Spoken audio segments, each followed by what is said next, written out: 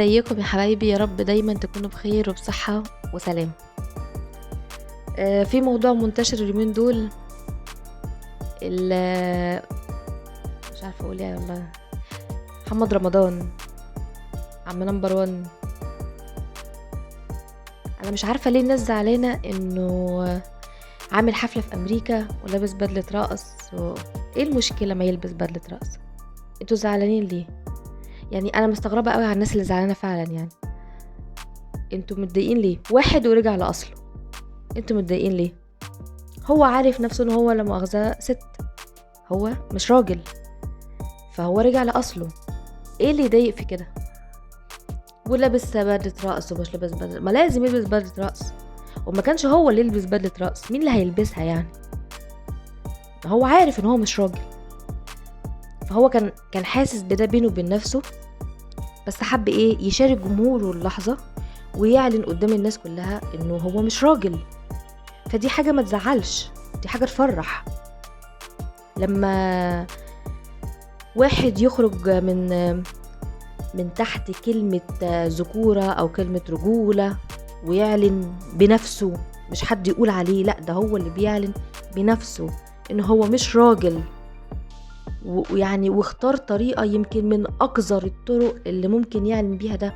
وكان ممكن يقول ده بأي طريقة تانية، بس هو اختار طريقة اللي تناسب فكره وتناسب بيئته وتربيته. يعني ده بني آدم ما يتزعلش منه. انا عن نفسي شايفه انه يتزعل عليه، ما يتزعلش منه خالص. ده بني ادم ربنا يعينه على حاله. ده يعني انا والله انا بحترم صراحته. هو الراجل قال انا مش راجل قدام الناس كلها، كتر خيره. كده عرفنا ان هو مش راجل، على اساس يبقى ايه؟ الواحد خلاص عرف دلوقتي هو يعني يشوفه. هو انا مش عارفه هيشوفه ازاي، بس هو اللي هيشوفه لا ست ولا راجل. يعني هو كده فقد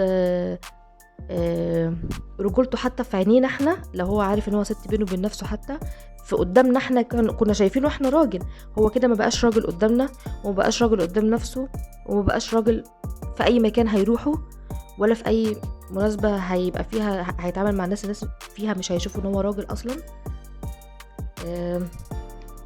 وبالنسبة يا استاذ نمبر 1 لجمهورك اللي كان واقف في ظهرك، وانا جمهوري واقف في ظهرك، مش انت كنت دايما بتقول كده؟ جمهور سيادتك ما بقاش واقف في ظهرك دلوقتي.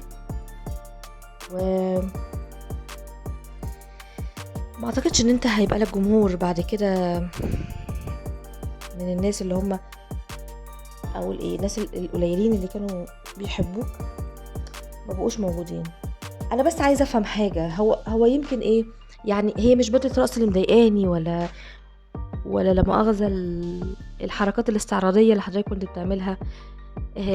انا مش عارفة والله انك كنت تقصد ايه بالكلام الفاضي ده. بس انا ليه اعتب عندك على حاجة واحدة بس؟ ليه تطلع علم مصر في حاجة زي كده؟ يعني ما اظنش ان في اي بلد هتتشرف ان حد زيك يكون منها. اي بلد في الدنيا ما اظنش انها تتشرف ان انت تكون منها يعني. فلو سمحت خليك في حالك وشوف انت مع نفسك. انت خلاص عرفت ان انت مش راجل وقلت ده قدام الناس كلها، وانا تمام. انا واحد بقبل على نفسي ان انا ابقى ست قدام الناس، يعني حتى مش بيني وبين نفسي. وانت اعترفت بده ان انت خلاص بقى معاك شهادة من الناس كلها ان انت مش راجل. فبلاش تدخلنا في الموضوع سيادتك. ورايح لبلد يعني هقول لك ايه، بلد تتمنى بس يكون عندها التراب اللي عندنا. مش هقول لك رجالتنا ولا شعبنا ولا بناتنا حتى ولا اطفالنا، لا، تتمنى التراب، ذرة تراب من بلدنا تكون عندهم. يعني يا ريتك رايح لبلد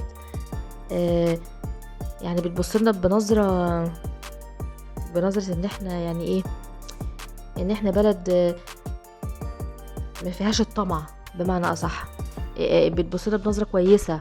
لا، دي بلد طمعانة فينا بكل حاجة، بكل حاجة في بلدنا، طمعانة فينا في ارضنا وفي اثارنا وفي تراثنا رايح لبلد تقول لها اتفضلي على طبق من فضة او طبق من الماظ سيادتك، احنا اهو، احنا بقينا كده. لا احنا ما بقيناش كده يا استاذ رمضان. استاذ رمضان، يعني انا مش عارفه اناديلك بايه، بس يعني يستحسن زي ما غيرت حضرتك هويتك قدام الناس ورجعت لاصلك كده معزز مكرم، غير اسمك. يعني انا شايفه ان حمديه هيليق عليك قوي، حمديه رمضان. مش حضرتك ليك اخ واخت، باين هيبقوا بنتين وولد، او ولد وبنت وحاجه مش فاهمين لها حاجه لحد دلوقتي، لان انت لا حصلت راجل ولا حصلت ست. فاعمل اللي انت عايزه وشوف طريقك زي ما تحب، هات فلوس بالطريقه اللي تعجبك، ومالكش دعوه بينا، مالكش دعوه ببلدنا، مالكش دعوه برجالتنا، مالكش دعوه بولادنا. وكفايه خراب لحد كده، وكفايه تصدر افكار مش محترمه وغير لائقه لشبابنا اللي طالعين. انا بجد انا مش عارفه اقولك ايه. يعني في الاول كنت شغال في افلام بلطجه وضرب وحرب وعبد موته. وعبد موته مين؟ اشوفك بعد كده تقول انا عمده ولا برنس ولا حبيبتي. انت ايش يا ماما، ايش انت اتضايقت من ان محمد سامي ما جابكش في ايش، فقلت تنافسها باين، ولا فقلت توري له بقى ان هو احسن، ان الكائن ده احسن من مي عمر، رحت لابس له بدله رقص. ليه كده يا ماما؟ ليه؟ ده مي عمر بنفسها ما رقصتش في المسلسل، ليه تعملي كده وتعمل كده؟ والله انا ما عارفه لك، يعني انا مش عارفه اقول لك ايه، انا مش عارفه اخاطبك على اساس ان انت راجل ولا انت ست، بس الله يعينك على حالك. وبجد يعني انا كان نفسي اتواصل معاك عشان بس اخد رقم مصممه البدله اللي حضرتك او حضرتك كنت لابساها دي، عشان بجد انا يعني عندي واحده صاحبتي بتجهز، فهي كانت معجبه قوي بالبدله على مستوى عالي من الدندشه حقيقي يعني.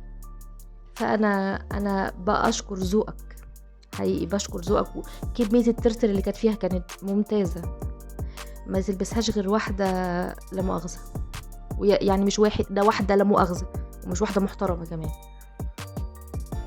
ف يعني روح قول لمصممه الرقص، قصدي لا مؤاخذه مصممه البدله بتاعه الرقص اللي حضرتك كنت لابسها، شكرا يعني. وقول لها ان دي مش مصممه ازياء خالص، يعني دي مصممه يعني تجيبك ارض حقيقي. دي مش مصممه ازياء، دي مصممه تنهي تاريخك اللي لسه ما ابتداش اساسا. فكتر خيرها والله على اللي عملته، رجعتك لاصلك على الاقل. ومبروك عليك هويتك الجديده، ومبروك عليك اعترافك بانك مش راجل قدام شعب العالم كله، يعني شعوب العالم كله، قدام الكره الارضيه بحالها، مش قدام شعب معين. مبروك عليك يا استاذ حمديه. وما اظنش ان انت كده خلاص، يعني ما اظنش ان انت هيبقى ليك جمهور بعد الحركه اللي انت عملتها دي. ولو بقى ليك جمهور بعد اللي انت عملته ده،